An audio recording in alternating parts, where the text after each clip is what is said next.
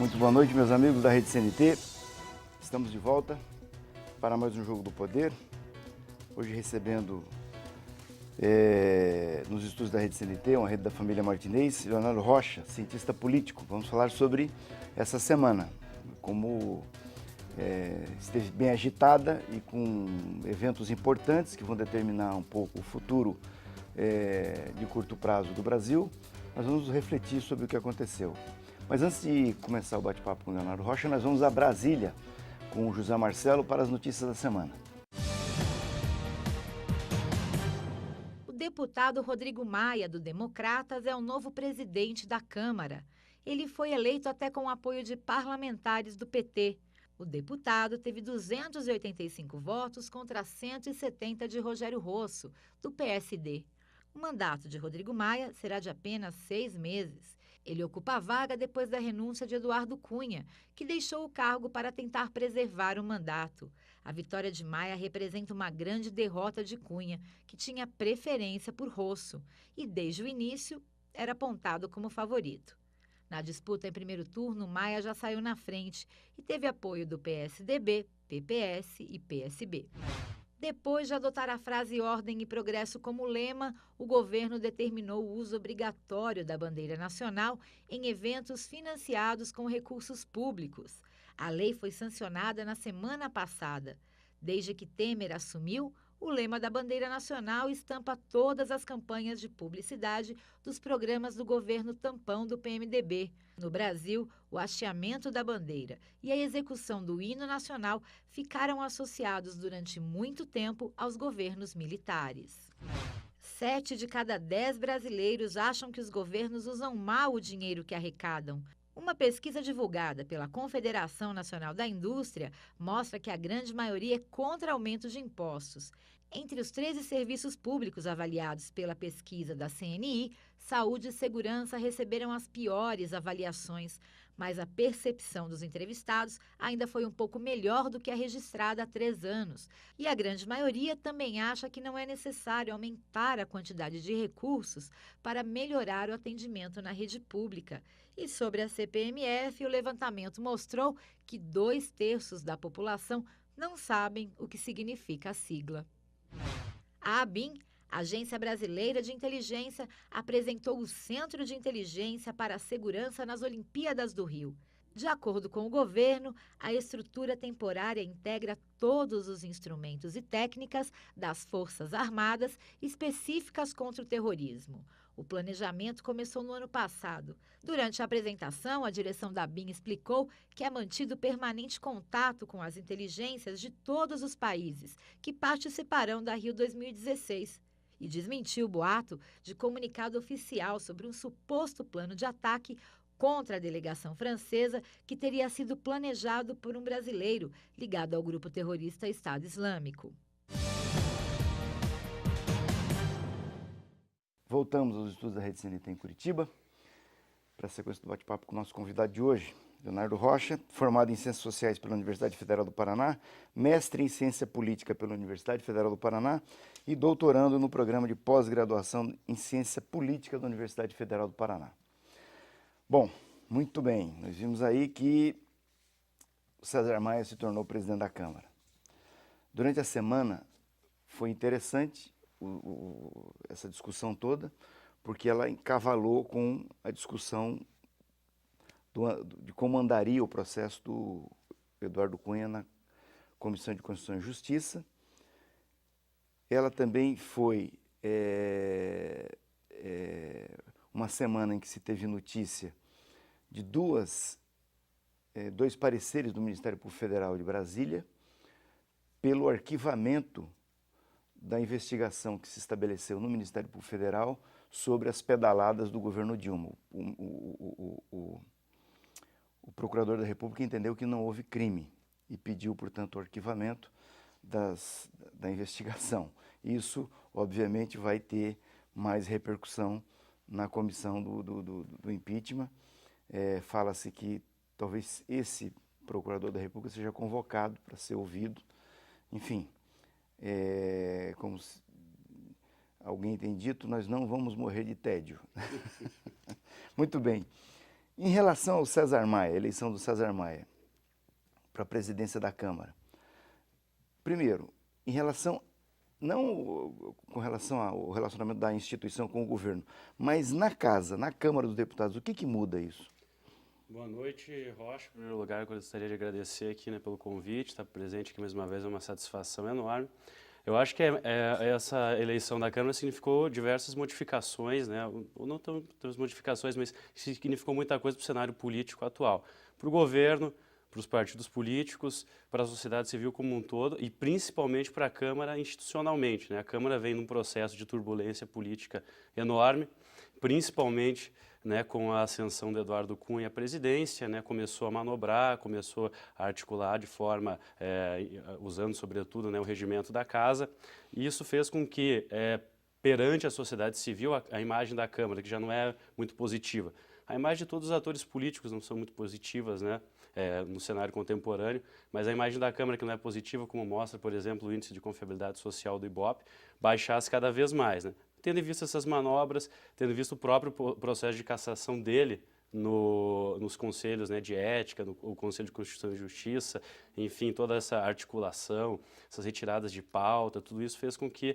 né, a Câmara perdesse legitimidade quando ficou explícito, né, o perfil dos nossos parlamentares quando da votação do impeachment e ajudou ainda nesse processo a chegada do Waldir Maranhão, né, à Câmara, um cidadão que tinha a prerrogativa para presidir e não conseguiu presidir porque não tinha legitimidade perante os parlamentares, os líderes não aceitavam, né, muitas das suas colocações, colocava algumas pautas, retirava logo em seguida, não conseguiu quase nem marcar a eleição da Câmara, ela foi marcada, depois remarcada, também investigado na Lava Jato, enfim. Então, o cenário institucionalmente para a Câmara era bastante complicado, o que afetava, logicamente, o governo, né, porque esse cenário de turbulência impedia ou dificultava processos de votação. E as modificações, né, que se imagina que sejam necessárias ser feitas ou a implementação por parte do Executivo. Então, essa eleição, no caso do César Maia, se imagina que vai promover uma certa estabilidade, uma tranquilidade, que é a palavra de ordem. Depois que foi feita a eleição, tanto o presidente da Câmara, quanto o presidente interino da República, até o presidente do Senado, Renan Calheiros, todos falaram em tranquilidade, calma, né, para tentar fazer essas articulações com os líderes, inclusive com a oposição. Já vista, né, que o Rodrigo Maia recebeu até um apoio, né, da oposição, né, na sua eleição, para colocar em pauta, colocar em votação, né, para conseguir aprovar esses projetos que vêm sendo colocados e alguns polêmicos que necessitam de uma articulação bastante interessante, como, por exemplo, a questão da Previdência. Perfeito. Agora, terminada a eleição da Dilma, eleito o Cunha, presidente da Câmara, nós começamos um processo de completo estiolamento das relações entre o Executivo e o Legislativo. Num cenário em que tudo estava sendo piorado pelos escândalos de corrupção na Petrobras, a Lava Jato, etc., e outras operações aí como zelotes que atingem o sistema financeiro, grupos importantes da nossa economia, que de certa forma geram uma sensação de que esses segmentos, em função desses episódios, deixaram de investir e isso gerou emprego. Então, uma falsa sensação de que a Zelotes, a Lava Jato, são responsáveis pelo desemprego que nós estamos tendo no país, que em absoluto não é verdadeiro. O desemprego decorre da crise econômica mundial, né, que até a cassação da Dilma, a mídia toda, né, os nossos Sardenberg e companhia diziam que era uma crise do governo da Dilma, como se o Brasil estivesse fora do mundo. Nós estamos vendo agora, isso vai sendo decantado, né, e vai baixando a poeira, e as pessoas vão enxergando que nós temos uma crise mundial que está arrebentando as economias da Europa, dos Estados Unidos, e com o Brasil não vai ser diferente. Então, portanto, essa mudança na Câmara dos Deputados, restaurando a normalidade de diálogo entre os líderes e para encaminhamento de projetos, não vai resolver o problema da crise econômica. Sem dúvida. Né? Nós vimos que a Dilma foi afastada e a Lava Jato prosseguiu. Né? Então, portanto, a paz na Câmara também não vai interromper, não vai normalizar esse ainda aspecto. que tenha tido uma articulação para Exatamente. isso, né? Enfim, as pessoas tiraram a Dilma, colocaram o Temer e está aí a crise, né? Então, devagar as pessoas vão se dar conta de que a Dilma tinha algumas culpas, mas a crise econômica que está aí no mundo não é por culpa da Dilma. E isso, em que medida pode alterar a percepção da população em relação a esse quadro aí? Eu acho que a percepção da população começa a se alterar muito também graças à cobertura que se tem em relação à crise econômica e à ideia que se imagina para o futuro. Pode perceber que, dado o processo de impeachment, parou-se de falar um pouco em crise e começou a se falar em para frente, né? Vamos trabalhar, não vamos ficar se lamentando, vamos trabalhar até lema do governo, né? É até um outdoor que colocaram aí. Colocaram exatamente. Não reclame, trabalhe. Você vê que então a questão realmente não era a crise em si, era a Dilma. Mas era a Dilma, o que parece, né? Tanto é que quando ela foi retirada, no próximo dia já a questão não era mais se lamentar ou procurar o culpado, e sim trabalhar, entre aspas, né, buscar essa modificação. E é claro que você tendo um Congresso trabalhando em parceria, ou se não em parceria, mas não sabotando o executivo, né? Porque uma coisa como Cunha vinha fazendo, porque uma coisa é você ter independência dos poderes, que é salutar, que vem, né, desde a concepção do Estado moderno. Agora, a ideia de que você tem que sabotar, manobrar, usar o regimento para sabotar as propostas do executivo e as ações do próprio legislativo, ali inclusive, né, dentro da administração da casa, a gente teve aqui o professor André Sattler, né, que falou para a gente que quando foi complicado para os servidores da casa atuarem com o Eduardo Cunha. Então, você ter essa relação só de não sabotagem e, claro, tendo um aliado, então é melhor ainda, né? A possibilidade de você implementar qualquer coisa é muito mais factível. Nós vamos ter um intervalo e na volta eu quero que você me diga o seguinte: nós vamos ter essa normalidade, né? A Câmara, o problema na Câmara foi resolvido. Eu quero saber o que a população pode esperar em termos de mudança do quadro econômico. O cara que está desempregado está olhando isso aí, então agora vai melhorar a minha vida. Quero saber se isso vai acontecer efetivamente, mas depois do intervalo. Daqui a pouco nós voltamos.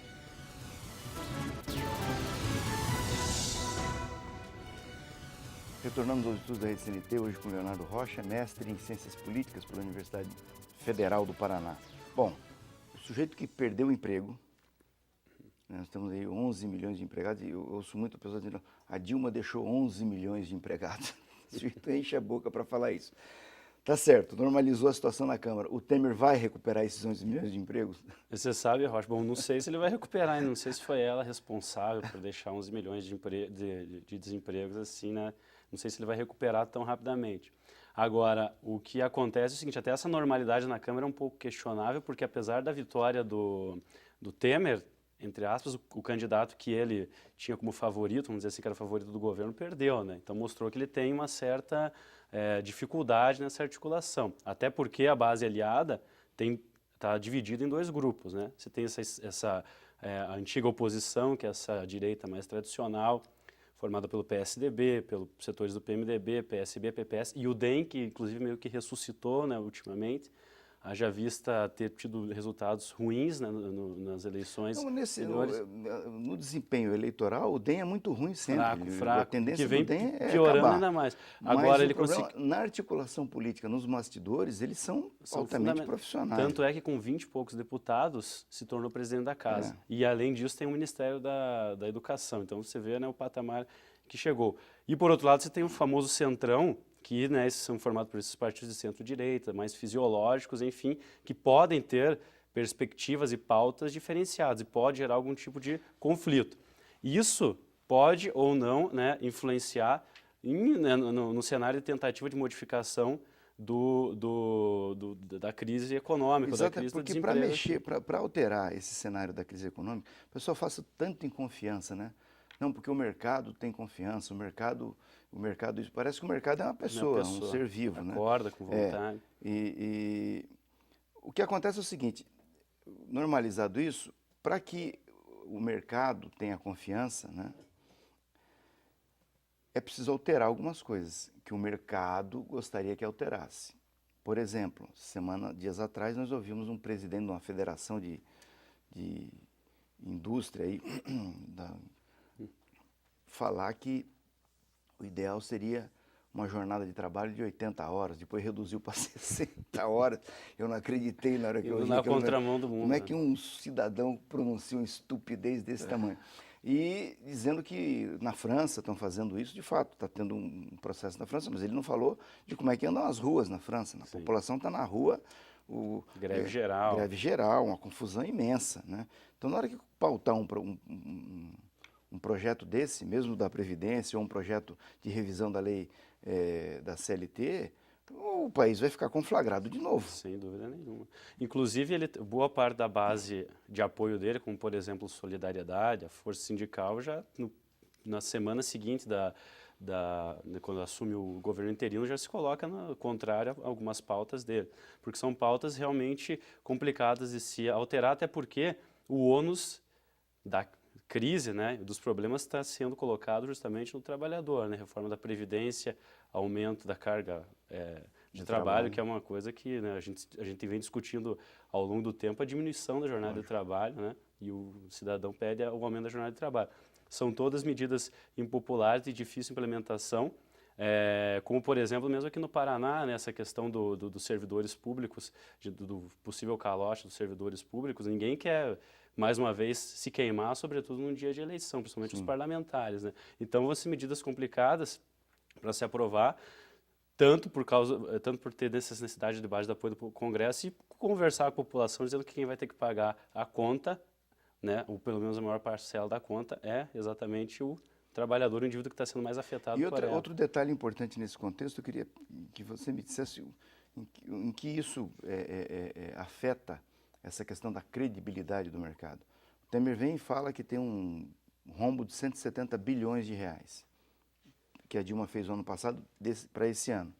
Só que o ano que vem vai ter um rombo de 135 bilhões de reais, porque ele não tomou as providências que, teoricamente, teriam sido responsáveis por esse rombo de 170 bilhões de reais. Houve aumentos para categorias do executivo, sinalização com aumento de gastos em outros segmentos. Enfim, esse cenário ele vai ter uma perspectiva de melhora antes de 2018? Você acredita nisso? Não me parece que tem um cenário de perspectiva de melhora, até porque, como você colocou, né, Rocha, a crise é de caráter mundial, porque você tem essa dificuldade de implementação dessas medidas que se imagina. Já tinha dificuldade quando, por exemplo, o PT tinha um diálogo muito mais aberto com os setores sindicais, por exemplo. Imagine agora, né, o Temer, que incorpora, né, uma oposição a boa parte desses setores e que está tentando implementar medidas que vão de encontro, né, a algumas conquistas históricas do trabalhador. E também, né, essa ideia do mercado, como, né, enfim, essas análises que muitas vezes analisam o abstrato, né, justamente elas se pautam nessas constâncias e inconstâncias políticas.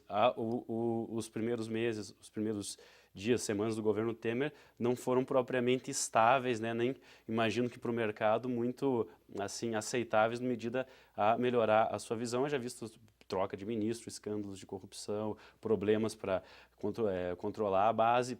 Enfim, o cenário parece que vai, né, se constituir melhor à medida em que, né, um presidente eleito, eventualmente em 2018, com uma articulação prévia para a construção de um governo, enfim, e, né, inclusive com os setores do empresariado. Ok, vamos a mais um breve intervalo. Na volta eu queria que você me dissesse o seguinte, esse cenário que você está traçando aí tem o seguinte ingrediente, né? As pessoas que apoiaram o impeachment da Dilma, para tirar a Dilma, esperavam determinado desdobramento na parte da economia, né? E o governo assume e ele tem que fazer exatamente o contrário para poder ter paz no Congresso e com as centrais sindicais e tal. Como é que essas pessoas vão se sentir na sequência? Mas eu queria que você falasse sobre isso, as pessoas que apoiaram o impeachment, falasse sobre isso depois do intervalo.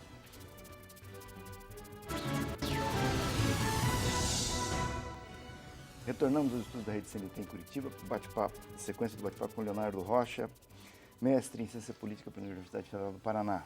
Bom, a questão é a seguinte, as pessoas que apoiaram o impeachment da Dilma tinham a expectativa de que saindo a Dilma, acabasse a corrupção. Estava resolvido o problema da corrupção na Petrobras, embora o impeachment não tenha nada a ver com o problema da corrupção. 2, que o país retornasse à normalidade, o governo assumisse e rapidamente resolvesse um problema que não se resolvia por causa da Dilma. Né? Então essas pessoas tinham essa expectativa. O governo do Temer assume e o que ele faz? Um déficit para o ano que vem, né, que está longe daquele cenário que as pessoas estavam sonhando. 2, enquanto as pessoas que tiraram a Dilma da presidência se desmobilizam porque tiraram a Dilma da presidência, ou seja, atingiram o objetivo, o que você vê do outro lado é uma mobilização das centrais sindicais, dos setores ligados a um movimento sindical, contra o que eles já estão vislumbrando, que seria essa pauta de reforma da Previdência, da reforma da CLT, que são pautas que colocam na conta do trabalhador essa crise econômica toda. Que tipo de reação você acha que nós podemos ter na sequência? Nós vamos ter gente nas ruas brigando contra essas pautas de reformas aí, que vão colocando para o trabalhador a conta dessa crise. Enquanto isso, as pessoas que estavam apoiando o impeachment foram para casa, se desmobilizaram, guardaram as panelas. Né? E ficaram. O que esperar desse cenário daqui para frente? Olha, eu acho que, no primeiro lugar, colocar, ligar diretamente PT com corrupção, com a crise econômica. Em segundo lugar, esperar que o PMDB, Michel Temer, e os partidos da base, mesmo o Democratas, o PSDB, tenham uma postura diferente, ou seja, não corrupta, vamos dizer assim, e não que também não modificariam o cenário de crise, ou uma ingenuidade muito forte, ou uma falta de conhecimento até histórico muito grande, né? Porque, veja bem, em primeiro lugar, o PMDB foi base de todos os governos, como nós sabemos, inclusive do governo do PT. Então, se você tem problemas do caráter econômico na política econômica brasileira, que foi inclusive foi também por causa do PMDB, e problemas com corrupção, poxa, a gente está vendo, né, as notícias aí que PSDB e PMDB, né, não estão longe de safarem desse tipo de coisa, inclusive muito antes do próprio PT, né, nos governos anteriores, as próprias denúncias, questão da reeleição, questão da CPI, dos Correios, a questão do próprio Aécio Neves, enfim. Então, e logo no princípio, e para piorar ainda, logo no princípio do governo, a gente já tem, né, escuta, já tem, né, demonstrado que houve uma articulação, inclusive, para poder até barrar a Lava Jato por parte dos principais articuladores do processo de impeachment. O que a gente pode imaginar é que é um sentimento de frustração muito grande, e eu acho que pode servir para a população começar a compreender, a tentar possuir uma perspectiva mais crítica acerca do cenário político que se pinta, principalmente por alguns setores, inclusive da própria imprensa, né? Imaginar que nós não temos um cenário de neutralidade, né? Enfim, isso ficou bem claro aqui.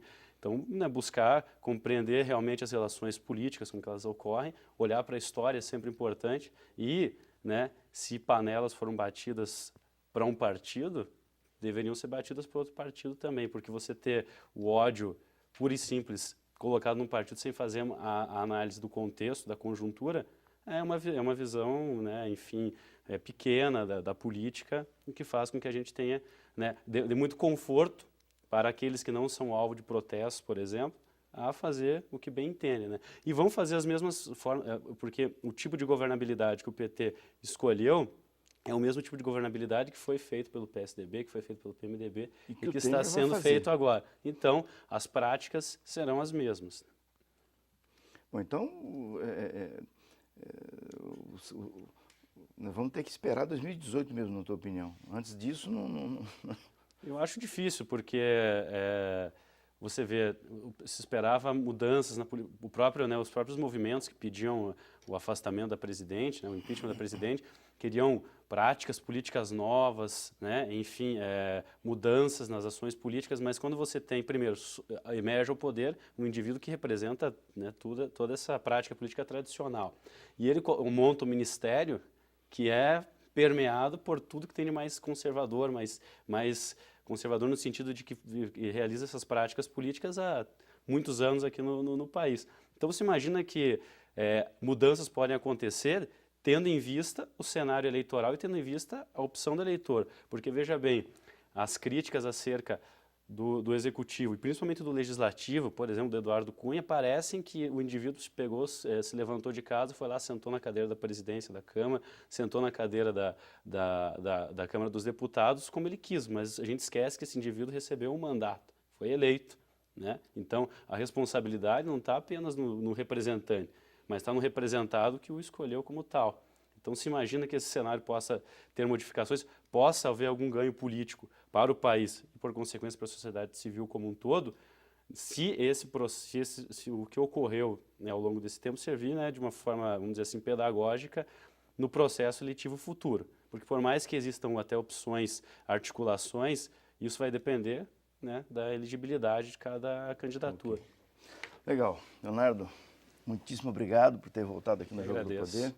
Vocês que estiveram conosco até agora, muitíssimo obrigado. Nós vamos conversando durante a semana pelo www.jogodopoderparaná.com.br e no próximo domingo eu estou de volta aqui para mais um Jogo do Poder. Uma grande semana a todos. Até o próximo domingo.